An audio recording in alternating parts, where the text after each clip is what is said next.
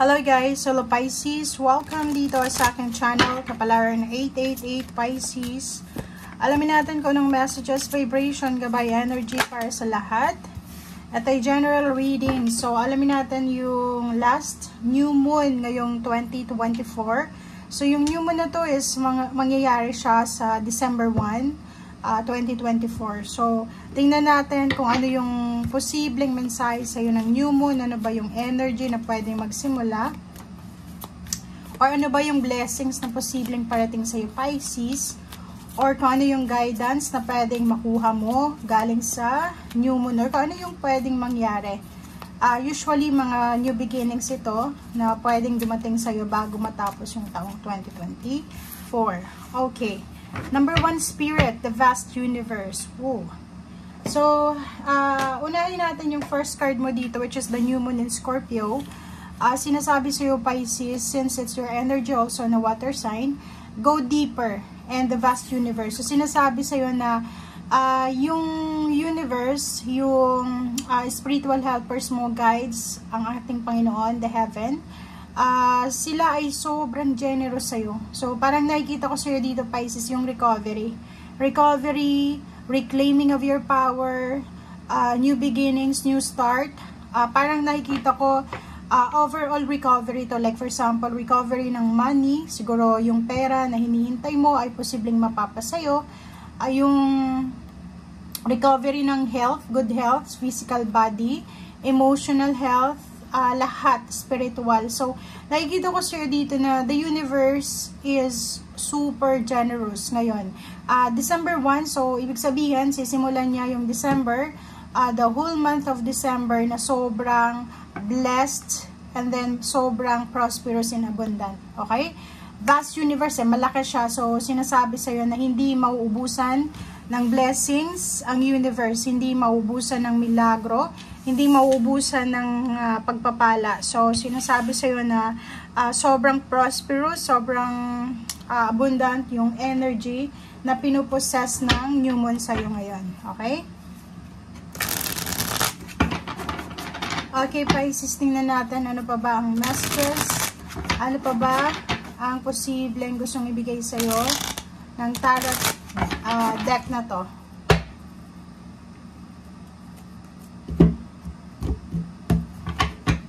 Okay. First card natin is Two of Pentacles. So, nakikita ko sir dito na sisimulan mo yung December. Since December 1 siya, yung new beginnings dito. Sinasabi na yung Two of Pentacles is mababalanse mo. Ito na yung simula ng pagkakaroon ng balanse sa usaping pera. So, ibig sabihin, for the past few months or few years siguro, or weeks lang, or days, siguro nagja-juggle ka between one work into another, or businesses, or kung ano pa man. So, parang nahihirapan kang balansehin yung pera. Maraming bills, maraming gastusin, maraming responsibilities, duties, or kung ano pa man. Nakikita ko siya dito na starting, simula December 1, nakikita ko na babalik yung balanse. Ito na yung simula ng sobra-sobrang financial wealth na darating sa'yo. Page of Cups, hindi lang pera yung darating sa'yo, Pisces. Nakikita natin yung future mo dito, nagsasabi na maraming tao yung pwedeng ma-attract ng energy mo. So, kung kailangan mo ng tulong, kailangan mo ng suporta, kailangan mo ng kausap, meron dito na tao na willing kang makausap, willing makinig sa'yo, willing makipag-collaborate sa'yo. So, etong Page of Wands, it's a good news for future siya sa emotional. Sinasabi na on the way ka na sa emotional satisfaction and contentment. And, literal talaga siya, na nakikita ko sir dito yung Nine of Cups. So, eto na yung simula ng parang new beginning sa usaping puso. So, nakikita ko sir dito na magiging sobrang prosperous ka kasi isang emotional blessings or emotional health or emotional fulfillment ang posibleng mangyari sa buhay mo. Kasi yung Nine of Cups is about happiness, it's about emotion, it's about your family, it's about your wish or goals na gusto mong matupad. So, sinasabi sir dito, Pisces, na on the way ka na para talaga doon sa perfection, satisfaction ng emotional mo. Okay? May mga celebration din na posibleng isa-celebrate ka starting December 1. nakikita ko sir dito yung 5 of Swords. May 5 of Swords dito na may kailangan kang alisin sa buhay mo. Sinasabi meron kang mga tao na naka-attach sa'yo na kailangan mong alisin. May mga habits ka, may mga bad habits ka siguro. So nakikita ko sir dito na December 1 is the new start, new beginning siguro ng mga healthy lifestyle, healthy diet, pag-exercise, new regimen, pagde-declutter, pag-purify, pag-detoxify. So lahat ng parang maaga yung New Year's resolution mo. So, hindi pa 2025, pero yung December 1 onwards is eto yung parang sinasabi na sisimulan mo yung pagbabago sa buhay mo. So, nakikita ko sir dito na eagerness na magsimula. Relationship din, ang ganda sa intimate relationship. So, kung single ka, looking for a relationship, pwedeng may papasok na isang tao sa buhay mo para ibigay sa'yo yung stability na hinahangad mo sa relationship. And if in a relationship ka na, sobrang magiging stable, secured, kasi number 6 siya. So, it's stability, security, harmony, and peace sa loob ng intimate relationship. And King of Cups, sa lahat ng area sa'yo, nakikita ko sobrang kalmado. So, magiging kalmado yung buhay mo ngayong December onwards. So, andito yung King of Cups. Yun nga, maraming mga tao na posibleng lalapit sa'yo para humingi ng tulong. Marami ding mga taong ma-appreciate kung gaano kakabuting tao. And since etong King of Cups is your energy din, water sign, sinasabi na pwedeng ikaw yan. Pwedeng marami kang iniisip na proyekto na pwedeng makatulong sa mga taong nangangailangan. Or parang ikaw yan na meron kang plano, like for example, outreach program, siguro marami kang pera ngayon, or pwedeng marami kang resources, or pwedeng gusto mong magpasalamat sa Panginoon, sigurado yung plano mo, magre-reach out ka sa mga walang-wala, magre-regalo, or pwedeng nakikita ko sir dito na you're willing to give than to receive. Parang yun yung nakikita ko. Okay, wow, Wheel of Fortune. So yun, it's a confirmation na itong new moon na to, eto na talaga ang simula, eto na talaga yung starting point, starting moment, starting date ng pagbabago ng buhay mo. Yung Wheel of Fortune, iikot siya, simula ngayong December 1, para ibigay sa'yo yung good karma, good position, happy position sa buhay mo, sa estado sa buhay mo. So, expect mo na yung 2025 mo and the whole month of December is sobrang magiging para siyang bago sa'yo, parang bago kang tao, bago kang silang. So, bago yung energy na papasok sa buhay mo. Okay? 7 of Rods, nakikita ko sa'yo dito, huwag mong kontrahen kung ano man na pagbabago na gustong mangyari sa'yo ng universe. Kasi yung 7 of Rods, parang nakikita ko sa'yo dito, meron kang posibleng ayaw na mawala sa buhay mo or ayaw mong mabago sa buhay mo. Okay? And for Pentacles, nakikita ko sir dito na eto na rin yung simula ng pagtitipid mo. Or eto na rin yung simula ng pagsisave mo ng money. Or eto na din yung simula ng wise management sa mga expenses mo or sa mga perang pumapasok or lumalabas sa'yo.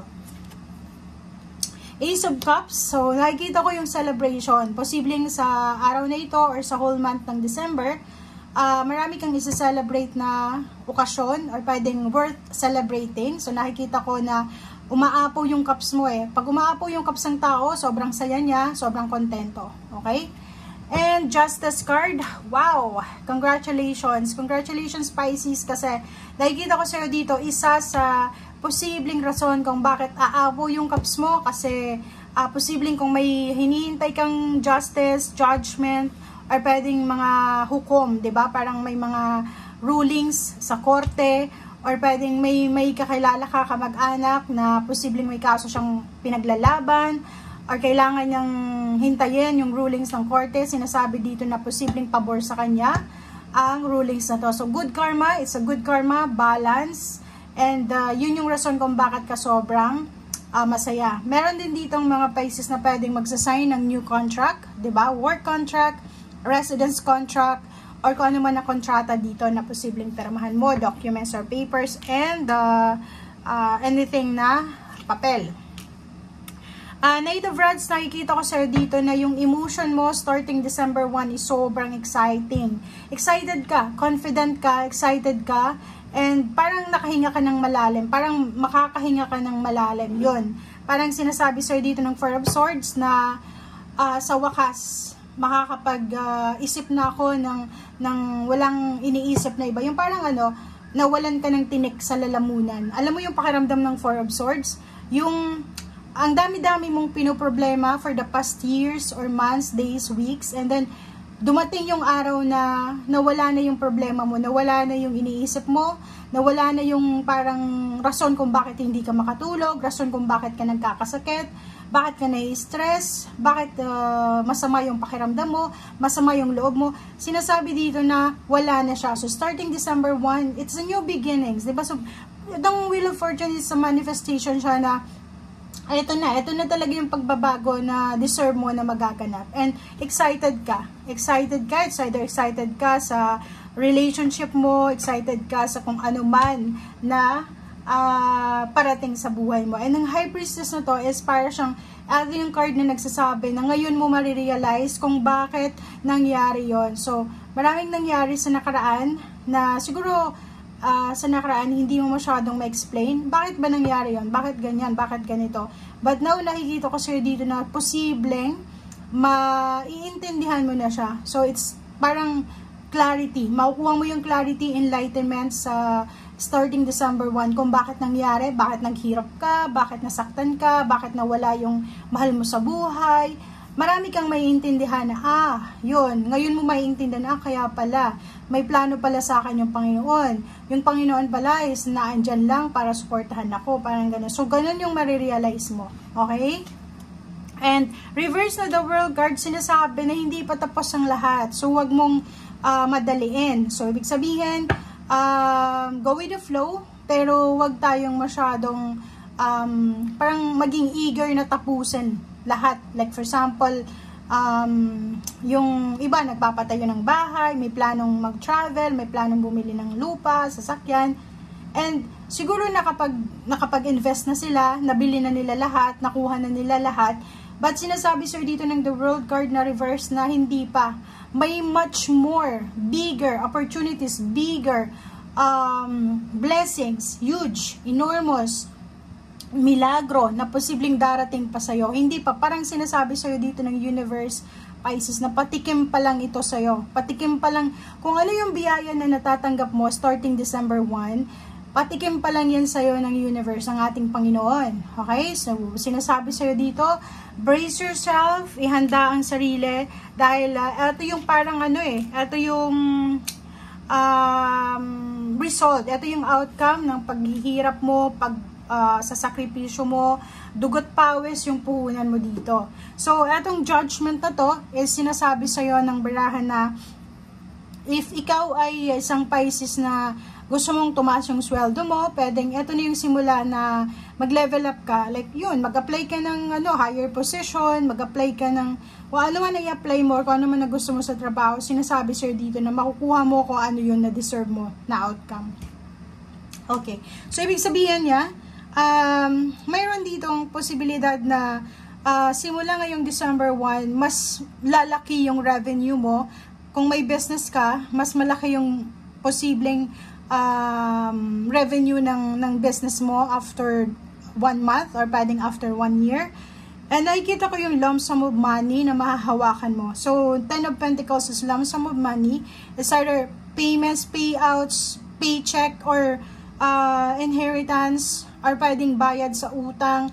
Basta marami ditong financial support or pwedeng financial wealth na makukuha ka ngayon simula December 1. And yung 10 of Pentacles is a completion. So, sinasabi na kompleto na. Like, ang tagal mong hinintay na madagdagan yung sweldo mo, ang tagal ng bonus, ang tagal ng 13-month pay, ang tagal na ito eh. So, parang nakikita ko na sobra kang maiiyak kasi worth it yung paghihintay mo. Okay? So, nakikita ko sa'yo dito na maganda yung dala sa'yo ng last new moon ng 2024. So, ito yung last new moon ngayon. So, maganda siya kasi dadalhin niya etong energy na to until pumasok yung 2025 onwards. Okay? Thank you, Pisces. Maraming salamat and see you again. Bye!